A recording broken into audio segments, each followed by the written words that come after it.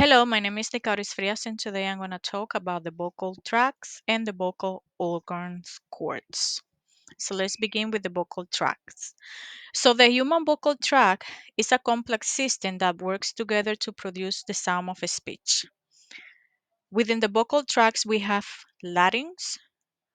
Larynx, this is the voice box containing the vocal folds or the vocal cords, and it's where sounds production begins. Vocal folds or vocal cords. On vocal cords, these vibrate to create the initial sounds. The glottis is the opening between the vocal cords. Pharynx, this is the area behind the nasal cavity and mouth connecting them to the larynx. It acts as a resonating chamber. Oral cavity, which is the mouth, and within the oral cavity we have number one the tongue, a highly mobile muscle that plays a crucial role in shaping sounds. Then we have the teeth, using the articulation of certain sounds, hard palate, the bony front part of the roof of the mouth, and soft palate, or the bilan, um, the muscular back part of the roof of the mouth, which can raise or lower to control airflow to the nasal cavity. And lips, used to form many sounds. Now let's go to the nasal cavity. This is the space within the nose. It contributes to resonance and is essential for nasal sounds. Uvula, which is the fleshy tissue that hangs at the back of the soft palate. How they works together. How they work together. Air from the lungs is forced through the larynx, causing the vocal folds to vibrate.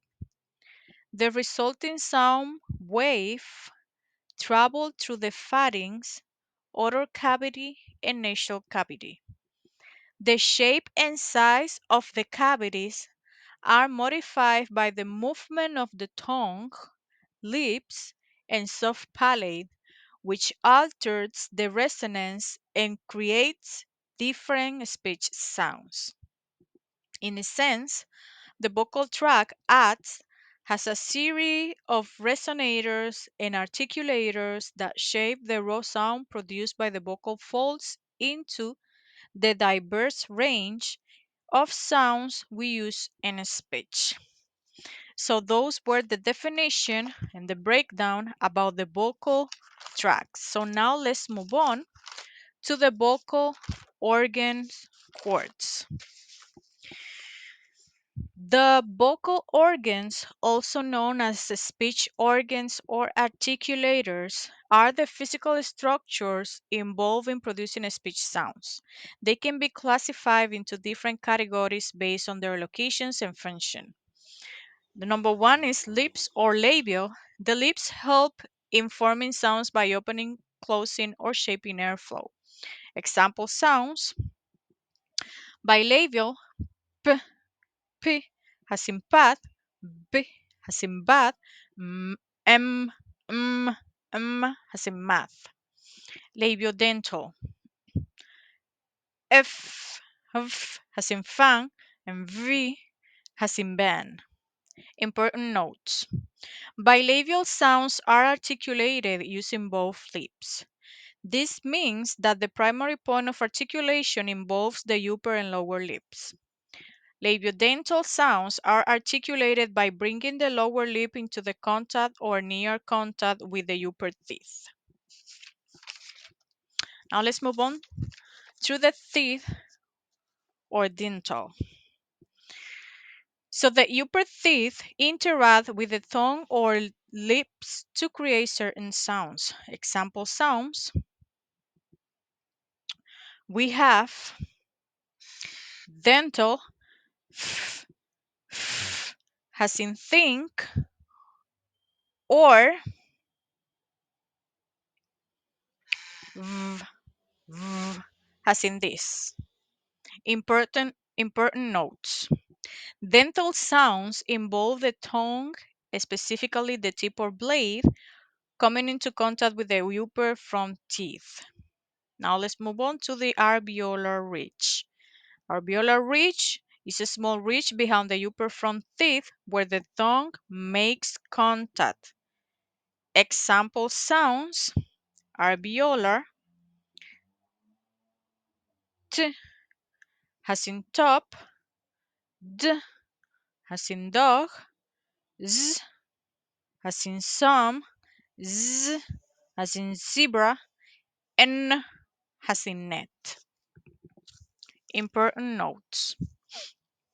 Alveolar sounds are made by placing the tongue, typically the tip or blade, against or very close to the alveolar ridge.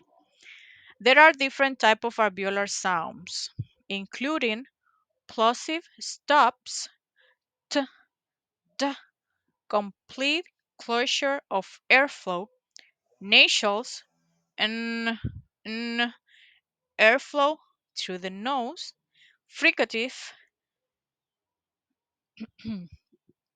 fricative like z or z, narrowing of airflow, laterals like l, l, airflow around the side of the tongue, approximates r, r, r, tongue close but not fully touching. So now let's go with the hard palate. Hard palate. The hard part of the hard palate is the hard part of the roof of the mouth used for palatal sounds. Example sounds of the hard palate are sh, as in she, or sh, as in measure, and sh, as in yes, or sh, as in yes. Important notes. Bilar refers Before going to these important notes, which is related to the bilar or the bilan, let's go first to the soft palate, which is the bilan. The soft palate is the part behind the hard palate which can block or allow airflow to the nasal cavity. Examples: bilar, um, yes, to the nasal cavity. Example: k, as in cat, and then we have g, g, as in go, and then we have on, on, as in sing. Important notes about the bilan.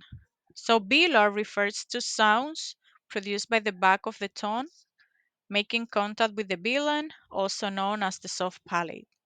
Bilar sounds involve the back of the tongue, the dorsum, rising to touch or come very close to the bilan. The bilan itself is a muscular structure at the back of the roof of your mouth. It can move, which is crucial for distinguishing between nasal and oral sounds. When the bilan is lowered, air flows air flows through the nasal cavity, producing nasal sounds like mm.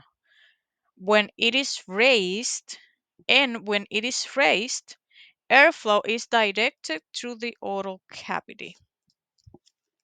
Those were the important notes about the bilan or the bilar. Let's go with the uvula. The uvula is a small fleshy structure hanging at the back of the throat involved in some languages sounds. Example sounds for the uvula, which are rare in English but were found in French. So we have r, r, as in rug, as in rug. It's like a French word. Or rug. Now let's go to the important notes. So uvular sounds are found in a variety of languages, but they are not common in standard English. They are prevalent in languages like Arabic, French, and some Caucasian languages. So the key functions from the uvula, along with the soft palate, it helps to close off the nasal cavity during swallowing. This prevents food and liquids from going up into your nose. Now let's go to the glottis or vocal cords. So the space between the vocal cords, the glottis, is the space between the vocal cords that controls voiced and voiceless sounds.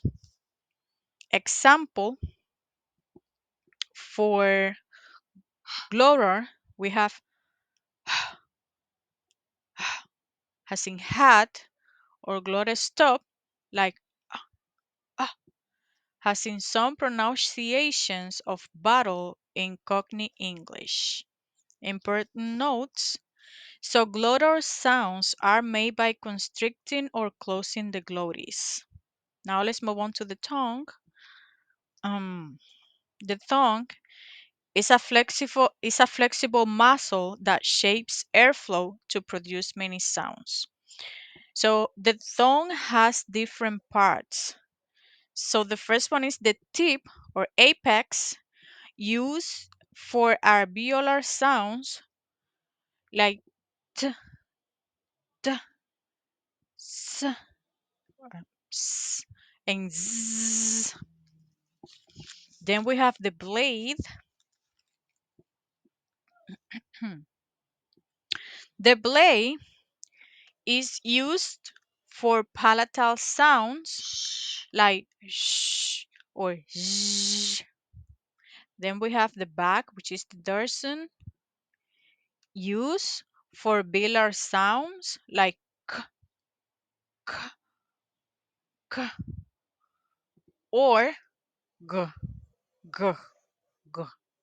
Then we have the root, which helps in shaping vowel sounds. Those were the part about the tongue.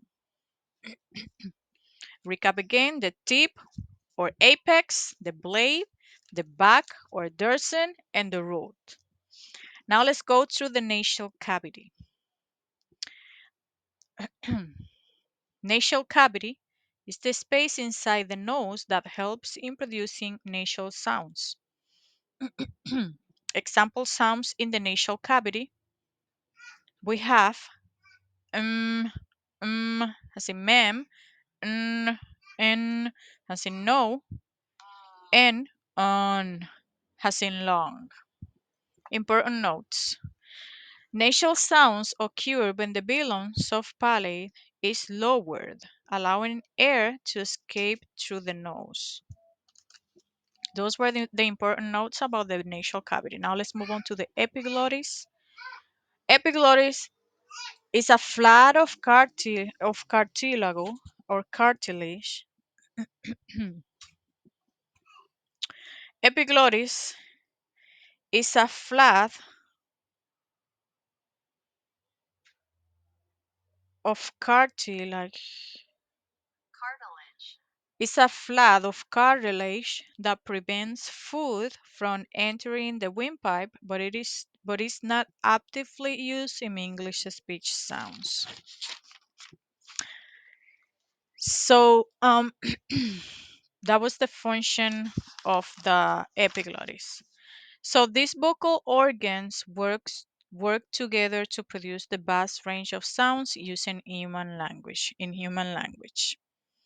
So those were the definition about the vocal tract and the breakdown the and like the the different part of the vocal tracts. And then we already saw the definition or listened to the definition of the vocal organs cords. So thank you so much for listening to me. Bye bye.